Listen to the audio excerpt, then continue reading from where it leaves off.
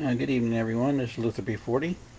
Just making this video to give you a short little warning about these flashback arrestors.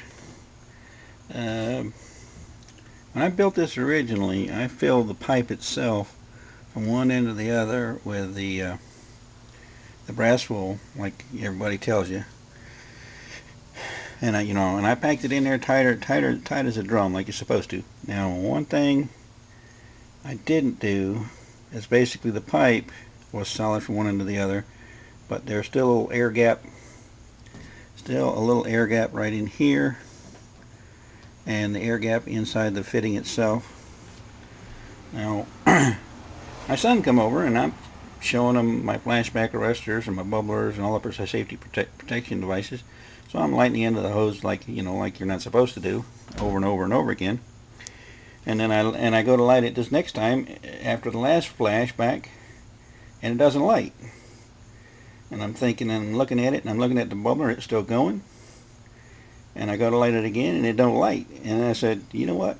That's burning at the flashback arrestor. So I reach over there, and just to see if it was warming up, and almost burnt the finger, about to burnt the skin off my fingers, and it had only been burning for about 30 seconds.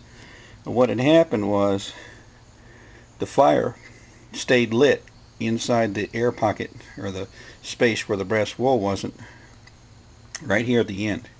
So I just basically threw it in the bucket of water that you keep laying around, and then unplugged the feed so it stopped feeding the fire. And eventually it went out. When I say eventually, I mean it went out relatively quick after that. But the problem is, one of the things I didn't realize is that you can't have, as best I can tell, you can't have any kind of air pockets in here at all. So when you go to put on your fittings on the end, so like in these ones right here, these ones are probably the better design, because your brass wool comes out to the end of the threads, and then you only have like a little space right in here. But what you really want to do is you want to fill up all of the free space in here with the brass wool, so there's no place for the fire to occupy and stay burning. My major concern about this in a vehicle is that if the fire was to start and stay lit in here, this thing would just keep on burning as long as you kept feeding it hydrogen. I mean, it wouldn't explode because it's burning it as quick as it comes in there.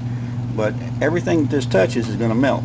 So like if you got this laying in your engine compartment, it's laying on something important, it's not going to be important much longer after it burns up. I mean, this gets hot. Once the fire's inside here burning continuously, this gets hot pretty daggum fast. And this is some really heavy gauge stainless steel coupling right here. I mean, I guess what I'm trying to say is, you can build these incorrectly. And I noticed that just, even when I was working and firing off every single time, after about 15 or 20 times, this would start getting warm to the touch. So I mean, there was heat getting put in here. So when you build these things, you're going to want to fill up every single little space that there is with that brass wool. Even when you go to get ready to put your fittings in, either over the end or inserted in here. What I ended up doing this last time is I pulled off both of these fittings. I filled this all the way up, even inside the coupling. I filled this all the way up to as far as where I thought the thing would go. Then what I did was I took the fittings right here and I filled them up as best I could with the brass wool, so it's sticking out. So it's basically shoved the two together.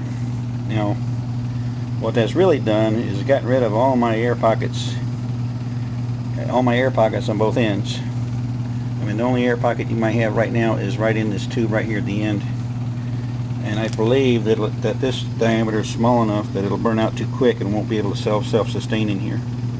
But I had basically, for all intents and purposes, I had a little reservoir that was larger than this output port. So, I mean, I believe this one is probably better built. I mean, I haven't actually tore this one apart to check it. I mean, the air pocket down here is going to be a lot smaller than it was on this one with the end couplings.